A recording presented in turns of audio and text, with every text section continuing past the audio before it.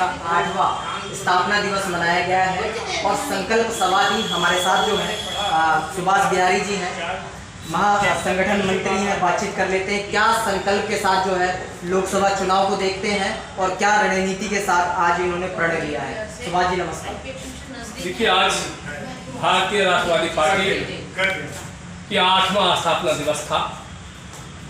8 साल पूरे करने के बाद जैसे कोई बच्चा 8 साल का होता है तो उसकी इच्छा शक्ति और उसका शरीर का बनावट किसी भी रेस में, किसी भी दौड़ में शामिल होने की इच्छा वो जाहिर कर सकता है।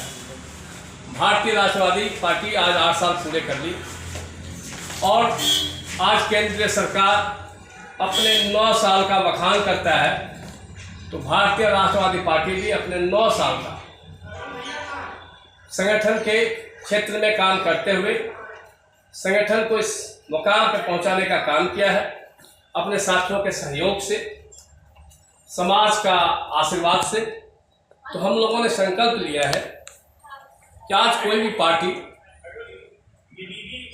सत्ता के लिए रणनीति और लोभ लुभाने वाली बातें तो करते हैं, लेकिन जनहित में जो कार्य करना चाहिए, समाज हित में, राष्ट्र हित में जो कार्य करना चाहिए वो नहीं करना।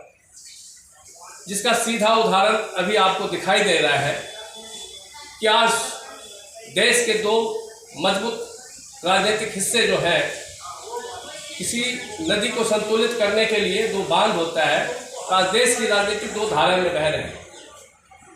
एक तरफ का बांध अगर भारतीय जनता पार्टी अपने आप को स्थापित करना चाहती है तो वहीं विपक्ष के लोग महागठबंधन के रूप में चुनौती देने के लिए एक मंच पे आने का मुहिम चला रही है। लेकिन आज देश में मणिपुर किस आग में जल रहा है। अगर ये गठबंधन के लोग, सत्ता में बैठे हुए लोग मणिपुर के लोगों को कैसे राहत पहुंचाए, इस मुद्दे पर अगर बात करता तो निश्चित रूप से भारतीय राष्ट्रवादी पार्टी का अभी सत्ता में जाने का कोई इच्छा शक्ति नहीं है। लेकिन जो भी राजनीतिक पार्टी जनहित में बात नहीं करता हो, सत्ता पे सिर्फ काबिज होकर के अपने स्वार्थ सिद्ध करना चाहता हो, तो भारतीय राष्ट्रवादी पार्टी सिद्धांतिक पार्टी है, एक विचारधारा की पार्टी है, उसका विचार का विरोध करती है और उस विरोधाभास के लिए विकल्प के रूप में हम प्रयासरत हैं। आज संकल्प के साथ समाज में जाएंगे। हमारा जो उद्देश्य और जनता का आदेश है वो सुनेंगे, उनकी समस्याओं को देखेंगे, समझेंगे, संबंधित लोगों को भी दिखाने का काम करेंगे। सुभाष जी, लोकसभा चुनाव है, लोकसभा चुनाव के किस तरीके से तैयार है आपकी पार्टी और कई राज्यों में विधानसभा के चुनाव है? अब जो संकल्प सभा था मैं वहीं पहुंच रहा था जहां आपने बीच में हमें रोका। मैं वही बात बताने जा रहा था कि आज कागजों पे दिल्ली को, लोटियन जोन के हर चौराहे को फूलों की सजावट करके दिल्ली को देश और दुनिया में डंका पीटा जा रहा है कि हमारा दिल्ली कितना स्वच्छ और स्मार्ट सिटी दिल्ली है। मैं वही दिल्ली दर्शन कराना चाहता हूँ। जो जिम्मेवार लोग दिल्ली के उपराज्यपाल महाराज हैं, मैं उनसे भी आग्रह करता हूँ कि वो हमारे साथ पदयात्रा में शामिल हों। देश के केंद्रीय मंत्री में जो शहरी विकास मंत्री हैं, उनको भी हमारा न्योता है कि वो हमारे पदयात्रा में शामिल हों। दिल्ली देश की राजधानी, केजरीवाल जी की जो सरकार है, मैं उनसे भी आग्रह करूँगा कि हमारे पदयात्रा में वो शामिल हों और दिल्ली का दर्शन करें। दिल्ली ये लोटियन जोन सिर्फ 10 किलोमीटर की दिल्ली नहीं है। दिल्ली की आत्मा में जो सलम के लोग निवास करते हैं, दिल्ली की आत्मा वहाँ बसती है। जो नॉर्थईस्ट कॉलोनी में लोग निवास करते हैं, दिल्ली की आत्मा वहाँ बसती है। वो किस स्थिति में बस रहे हैं? आज बिहार का या किसी राज्य का ऐसा कोई गांव कस्बा नहीं है जहाँ कीचड़ में या चलने के रास्ते नहीं हो उनके पास। आज दिल्ली के नॉर्थईस्ट कॉलोनी में आप कहीं जाइए, आप स्कूल बच्चों को छोड़ने नहीं जा सकते, चलने के लिए रास्ते नहीं है। आप ऑफिस नहीं जा सकते, चलने के रास्ते नहीं है। लोगों के घरों में पानी भर रहा है, बिना बाढ़ का लोगों के घर में पानी भर रहा है और लोग घर छोड़ छोड़ के भाग रहे हैं। सुभाष जी आपकी बात काटूंगा। एक तरफ जो भाजपा है वो वर्ल्ड रिकॉर्ड बना रही है रोड बनाने में, आप कह रहे हैं कि रोड नहीं बन रहा। मैं क्या करूँ, रोड सिर्फ हाईवे ही देश का रोड नहीं है भाई। जहाँ लोग गलियां हैं, कस्बे हैं, जहाँ लोग निवास करते हैं, मैंने वही बोला। आपने भाजपा तो उसकी गाथा गा रही है ना। आप उन्हीं की कथा हमें सुनाना क्या काम कर रहे हैं। देश की राजधानी मैंने बोला ना, लोटिया जोन देखिए कितना स्वच्छ है।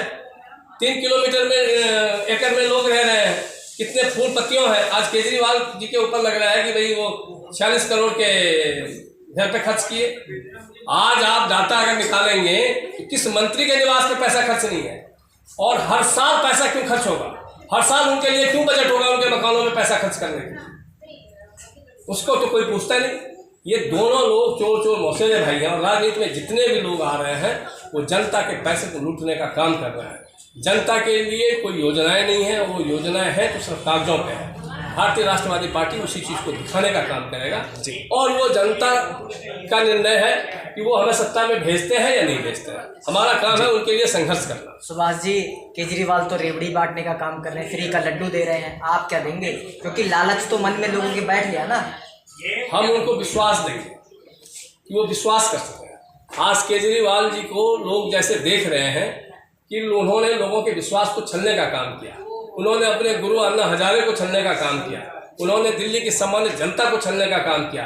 भारतीय राष्ट्रवादी पार्टी और सुभाष बिहारी विश्वास देगा, संबंधवाद का रिश्ता बनाएगा और राष्ट्रवाद की बात। सर, अंजलि हत्याकांड जैसा निर्मम हत्याकांड बहुत दर्दनाक, जिसके ऊपर बीता है वो जानता है। दूसरा हत्याकांड साक्षी मलिक, और इस तरह के तमाम पता नहीं कितने होते हैं सोशल मीडिया के माध्यम से सामने आ जाते हैं, और कुछ सामने नहीं भी आ पा रहे हैं। इस पर क्या कहेंगे? देखिए, सब गोलमाल है भाई, सब गोलमाल है।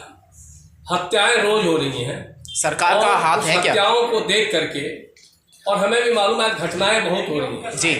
आपका कंझावला वाला कांड हुआ जी, लोगों के रोंगटे खड़े हो गए। बिल्कुल। शाहबाद डेयरी वाली अंजलि वाला घटना हुआ, लोगों के रोंगटे खड़े हो गए।